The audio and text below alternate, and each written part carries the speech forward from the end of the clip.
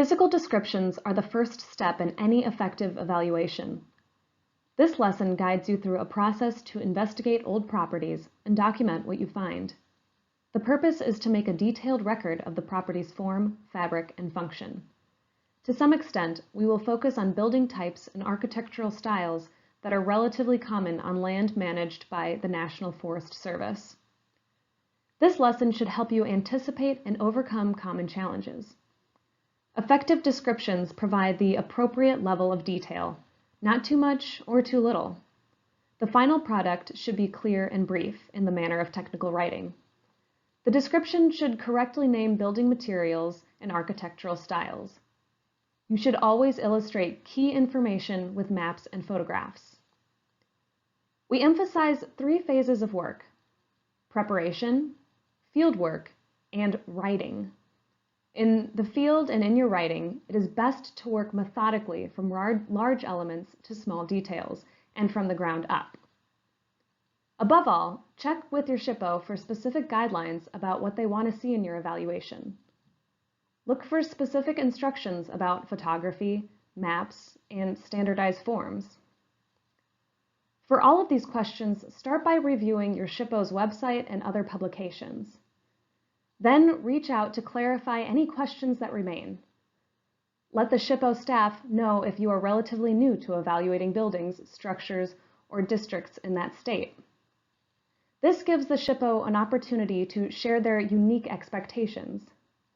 Better yet, they will be aware of the projects when it lands on their desk. The first step in evaluating a building is preparation. Collect a variety of useful materials before you go into the field to document a property.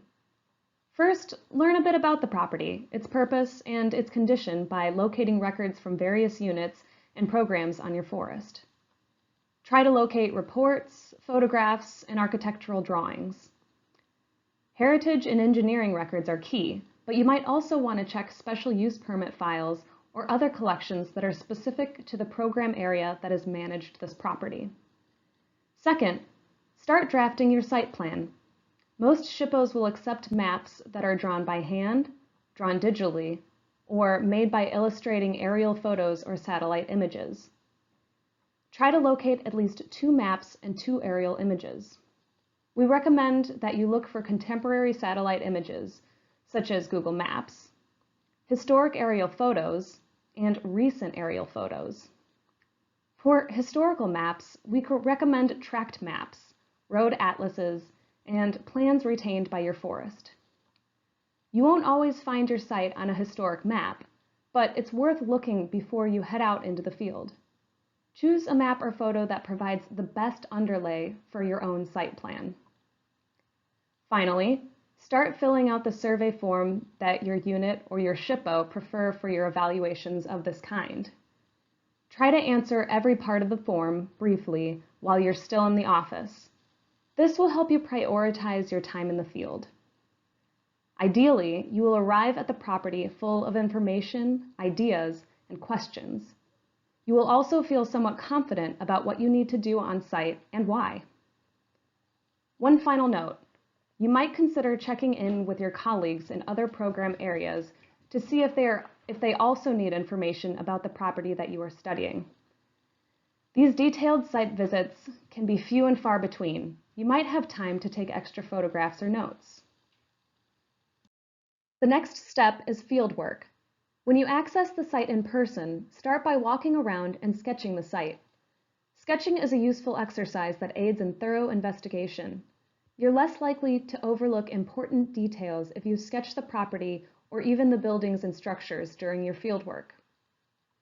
It is easy to move too fast. You should allow yourself some time to think while you're there in person and can investigate. Sketch a site map so that you understand how each building or other features are related. The map can be rough, but you should include all relevant details. You can refine them later back at your office. Include all buildings and features, including roads and trails. Note the approximate scale or, at minimum, overall dimensions of the primary building. Always include a north arrow. Sketch the footprint of each building on the site. Include the roof structures, dormers, chimneys, porches, and other details if they would be seen from above. Next, photograph the site and important buildings and features. For buildings, photograph each elevation and each corner on center. Stand at a distance to minimize distortion, include the entire building, and show a bit of its site around it. These photos form an essential record and are usually included in your final report. If possible, look for an opportunity to take these photos in a relatively soft light rather than in bright, direct sunlight. For your own reference, photograph exterior features such as porches, decks, chimneys, doors, and windows. Photograph exterior details to show construction techniques and materials of the foundation, walls, windows, doors, roof, and other features. Photograph the interior if it is accessible and safe. Some of these photos may be used in the final report, but they will primarily help you in writing and researching the property. With the sketches and photo in hand, move on to the writing. Fill out the survey form provided by your SHPO or Forest Service unit. Record additional notes to elaborate on your description of each architectural system. For buildings, begin with the exterior. Look at that foundation, walls, and roof, then the chimney, porches, doors, windows, and other features. If you have access to the interiors, work room by room. Look at the floors, walls, and ceilings, then the fireplaces, built-in furniture, hardware, utilities, and other items. As you investigate and record, think in terms of form, fabric, and function. As you wrap up, walk around one last time to see if you missed a field on the survey form, a feature for the site plan, or a photo of some interesting feature. Back at your desk, draft the physical description with an emphasis on the idea that less is more. The description should be organized, clear, and brief in the manner of technical writing. It is appropriate to write as if the building, structure, or site is a subject that possesses the features you describe. For instance, you might write, "The west elevation of the building has a lean-to addition." It's also appropriate to use repetitive sentence structures. This helps to keep the information organized and clear. As an example, you might write, "The cabin's east elevation has two 1x1 siding aluminum windows and a half-glass door on the main level and one picture window on the upper level. The north elevation has a single 1x1 sliding aluminum window." In this example, we repeat the same structure in each phrase. This is somewhat less engaging, but it will help you communicate a lot of information with quick efficiency. As a final note about technical writing, we recommend that you pay attention to the words that you use to moderate your own voice. Adverbs modify or describe verbs, adjectives, and entire sentences. In technical writing, try to avoid using adverbs as you describe the physical state of a property. For example, try, "The house and garage are close." Avoid adding "very close," "quite close," or "too close." Instead, use adverbs to describe your own theories or a doubt about what you see. Try, "It is likely that the garage is a later addition." Other useful adverbs include evidently, apparently, perhaps, typically, mostly, and rarely. These words help you communicate information that may be difficult to confirm, but is still important to your work. Extensive narratives are not always required. Less is more when it's done right. We recommend that you begin your first draft of the physical description by writing 1 to 4 sentences on each of the following topics. First, provide an introduction and a broad description. Include the property's historic or common name and the property type or function. Briefly describe the approximate location, site, and setting. If there are a few prominent buildings, describe their general orientation on the site. Second, describe the general characteristics of the main building. Include architectural forms such as the floor plan, height measured in stories, and the roof type. Include rough dimensions for the footprint to communicate the scale.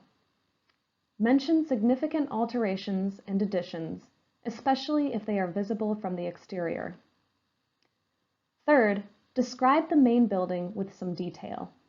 Include the foundation type and material, frame or structural type, wall type and materials, and roof type and materials. Include chimneys and dormers, location, type, and materials of primary window and door types, and location, type, and materials of porches, decks, additions, and other features. Describe the interiors if they are accessible. Include the spatial relationships of rooms, the type and materials of floors, walls, ceilings, trim, doors, and other features. Make a brief mention of basement, attic, mechanical systems, and other prominent features. Finally, describing all outbuildings and other significant site features. Once you have 1 to 4 sentences for each of the topics above, refine the physical description. The revisions will depend entirely on the specific form, fabric, and function of your property. This may be a good time to share your draft with a colleague. See if they can visualize the property based on your description alone, without maps or photographs. Their questions can guide you as you refine that description. In the survey form and narrative description, you should classify your property based on a system that has been developed for the National Register of Historic Places. Please reference the National Register how-to bulletins for more information about each level of classification. The National Register defines 5 property types: objects, buildings, structures, sites, and districts. These terms are particularly useful when you're describing a complex property. For instance, a Job Corps work center will likely include several buildings and structures within a district.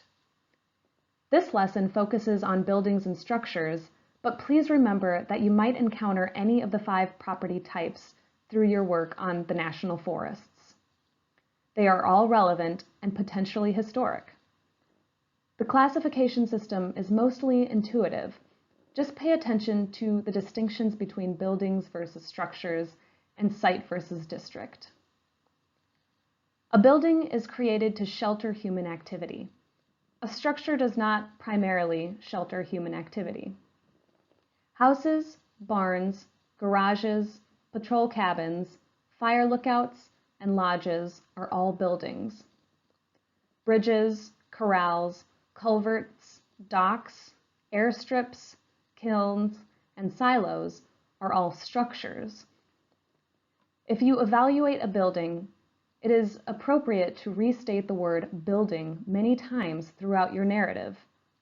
Reserve the word structure for specific use. A site is the location of a significant event, activity, or collection of buildings or structures. A site may encompass buildings, structures, or objects. Trails, campsites, ruins, and gardens are all sites. A district is an area that includes a significant concentration of sites, buildings, structures, or objects that are all united through historical or aesthetic connections. Recreation residence tracts, Job Corps campuses, and ranger station work centers are all districts.